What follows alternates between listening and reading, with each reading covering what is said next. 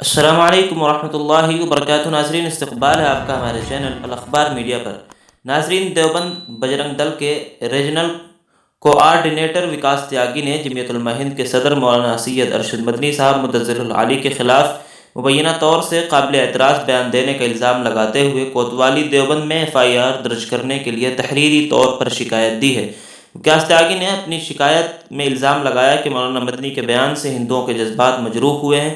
اس بیان کی وجہ سے نہ صرف دو مذاہب کے درمیان تلخیاں پیدا ہوں گی بلکہ آپس میں دشمنی بھی پیدا ہوگی۔ وکاس نے اپنی تحریری شکایت میں کہا ہے کہ مدنی کا یہ بیان ایک مذہب کے تئیں سوچی سمجھی سازش کا حصہ ہے۔ اس بیان سے ہندو مذہب خود کو رسوا محسوس کر رہا ہے اور اس بیان سے کبھی بھی اشتعال پیدا ہو سکتا ہے، اس لیے ان کے ذریعے دیے گئے لیٹر کو قبول کرتے ہوئے مدنی کے خلاف مقدمہ درج کر کے قانونی کارروائی کی جائے۔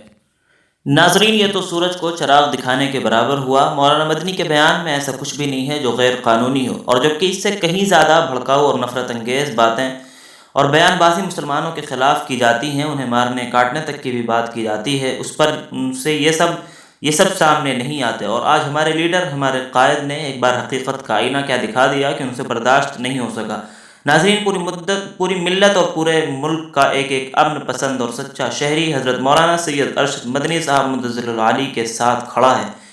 کوئی بھی حضرت کا بال بیگا نہیں کر سکتا۔ اللہ رب العزت اس ملعون کو بھی ذلیل و رسوا کرے جس نے حضرت کے خلاف شکایت درج کرائی ہے۔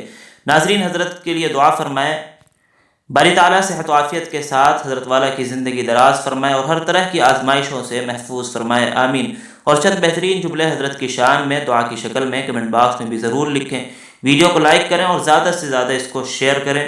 اس طرح کی اور بھی ملی اور ملکی خبریں حاصل کرنے، مدارس اور علماء کے متعلق ہر خبر سے باخبر رہنے کے لیے ہمارے چینل الاخبار میڈیا کو سبسکرائب کر لیں، بیل آئیکن بھی ضرور دبا دیں۔ شکریہ، والسلام علیکم ورحمۃ اللہ۔